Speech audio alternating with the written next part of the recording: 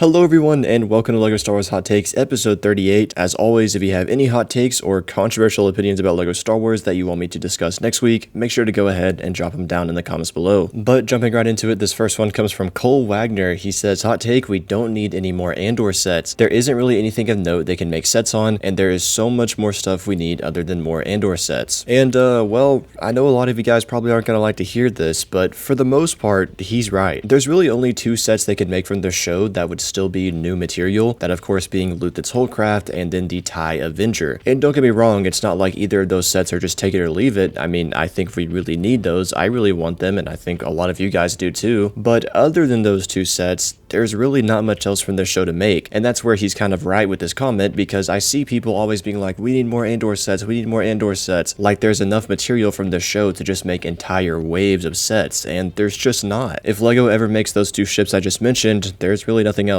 I know a lot of you guys might be thinking about that Cantwell Star Destroyer that was seen in the first season, and I'm just gonna say right now, LEGO would never make this thing. First of all, it's a very bizarre ship that's not too recognizable, and if they made it, it would end up being like at least a $170 set, and they're just not gonna waste a budget like that on a set like this. And also, because of those giant radar dishes on the front, this set would most likely not be able to sit flat on its own and would need some type of stand, and that's something LEGO just doesn't do for playsets, and we know they're obviously not gonna make this a UCS set. So if you're thinking of this one being made, I hate to break it to you, but I think this one is most likely out of the picture. So yeah, besides Luthit's Holdcraft and the TIE Avenger, there's not much else. AF Stutz says, I guess that's how you say your name, hot take, the UCS Death Star is the best one they ever made. The 2008 and 2016 one don't even come close. And for the most part, I actually do agree with this. However, it's a bit more complicated than just simply comparing them. I do personally think the new UCS Death Star is better than the two previous Playscale models. By this point, I've said this a lot, but I never liked how those looks. I think they're pretty tacky. I don't like the kind of exposed interior design, and I think this sort of slice design on paper works a lot better actually. And then when it comes to comparing it to the 2005 Death Star, I haven't made my mind up on this, but for now they're both tied in my head. But regardless, the reason I said is more complicated than just simply comparing this Death Star to the other two previous ones, because while I do think on paper this design style is better, and honestly how the build itself turned out is better, but there's still just so much else holding this set back that's not holding the other two back. Like obviously the quality of the minifigures, the lack of the minifigures, how they handle the GWP, the amount of stickers in this set, the fact that it's $1,000 and doesn't feel like it's worth $1,000 at all. Things like that just hold it back a lot. So again, for the most part, I agree with your comment. I think the slice design is a better design choice. However, how they executed this set makes it more complicated than just a black and white comparison. Random Canadian guy says, hot take, stud shooters and spring-loaded missiles are useless, even as a play feature for kids. Personally, when I was young, I never used them. I preferred just using my imagination when it came to projectiles and blaster fire. And I actually completely disagree with this. Now don't get me wrong, when I was a kid, I also used my imagination for the blasters and the blaster fire. However, I do have to say that when LEGO came out with the stud shooters and the spring-loaded missiles back in, when was it, like 2013, 2014, I do have to admit, it was one of the best innovations they ever made. And no, I'm not talking about the stud shooters as blasters. We all know those are awful. I'm talking about the stud shooters when they're actually on sets, because when they incorporate them well and seamlessly, they're actually a really great play feature. Now, don't get me wrong, there are times when LEGO actually does a really bad job at incorporating these. For spring-loaded shooters, the best examples I can think of are the wings on the recent ARC 170. I'm just not a big fan of how they look on that set. And then the worst example is easily the 2024 TIE Fighter. They look absolutely hideous on that set. So there are times when LEGO does a bad job at incorporating them, but when they do a good job and they're hidden well, and especially when they have some type of hidden functionality to be able to activate them, I think they're a really awesome functionality. So again, for the most part, I strongly disagree with your comment. I think spring-loaded shooters and stud shooters were one of the best innovations LEGO made. Peter Walton says, hot take, I think 8039 Venator is one of the most overhyped sets ever. Even for 2009, I think it is incredibly inaccurate compared to other sets released then. It's so bulky looking and the sides just look awful. And I agree with you, and I'm pretty sure a lot of other people probably agree with this as well. Now, if you would have said this set was overrated a few years ago, especially like pre-2023 before the UCS one came out, people would definitely get on you about that and disagree with you. And that's because just for the longest time, this was the only Venator we had. And that's kind of a funny phenomenon with this community, is that when LEGO makes a set only one time and it goes a long time without being remade, fans will just inevitably praise that set despite if it's good or bad. The best example of this was the 2014 Ghost. Everyone was me-riding that set for so long, and then when the 2023 one came out, that was literally a million times better in every way, people kind of came to their senses and were like, oh, that 2014 one was not as good as we thought it was. And pretty much the same thing happened with this Playscale Venator. People just liked it simply because it was the only Venator we had for so long. But nowadays people realize it's pretty ugly. Even for 2009, it wasn't even up to 2009 standards compared to the other sets, and it badly needs a remake on the playset scale. Thomas Vienna says, hot take, the upcoming Smart Brick sets will do surprisingly well in sales, and maybe the beginning of a new STEM-based sub-theme that will cross into multiple IPs within LEGO. And I've actually seen quite a few people making this claim, saying that the Smart Brick sets are probably going to sell better than we're expecting them to. And you know, obviously we haven't seen any of these sets yet in their entirety, so it's really impossible to tell who's going to be right or wrong, but I still personally think they're not going to sell well. First of all, every time LEGO has tried to incorporate technology into their sets, it's just gone downhill, especially in Star Wars with like that Droid Commander set from 2019, I think it was, that I guarantee most of you guys forgot about or just never knew existed. And then on top of that, I think one of the main reasons people buy LEGO in the first place is because it's really one of the best hobbies still left that's an escape from technology. And I just think that every time LEGO tries to incorporate technology into their sets, it's just gonna fail. The only time they ever really did this successfully was with Mindstorms and then detecting motors that they used in various sets like the walking AT-AT. But with these Smart Bricks, man, I don't know. I don't have very high hopes for them. I honestly think this upcoming March wave is gonna go down as probably one of the worst LEGO Star Wars waves of all time, and it's gonna cause a lot of commotion within the community for a short period, and then it's probably gonna be forgotten about and swept under the rug because no one's gonna be buying these. This last one here comes from Eric Lyncher. He says, hot take, the UCS Razor Crest is the best UCS set of all time. And I'm not gonna lie, when I first read this comment, I was just like, well, alright, that's kind of dumb. But then I looked at this set and I thought about it more, and the more I thought about it, I kind of just realized that you are actually onto something. For some reason, people do really underestimate this set. And on paper, it really does check the boxes of everything you'd want in a $600 UCS set. It's ginormous and very detailed, it's got very detailed figures, and the cherry on top is that it's minifigure scale with a full interior. And I always see people complaining about UCS sets should only be minifigure scale, or we need more minifigure scale UCS sets, but one they always seem to overlook is this Razor Crest right here. And I've just never really understood that. My best guess is because this set is from a TV show and not from one of the original 6 movies, but other than that, I honestly just don't know why this set gets overlooked, because it doesn't need to. And back to this guy's comment, I wouldn't say it's the best UCS set of all time. I'd say the Venator and the AT-AT are both probably better than it in my opinion, but I can definitely get behind it being top 5 even, because like I said, objectively, on paper, it really does check all the boxes. Anyways though guys, that's gonna do it for this episode. As always, if you have any hot takes or controversial opinions about LEGO Star Wars, make sure to go ahead and drop them down in the comments below. If you're new, please consider subscribing, and if you want to check out more of my videos, you can see them on the screen right now.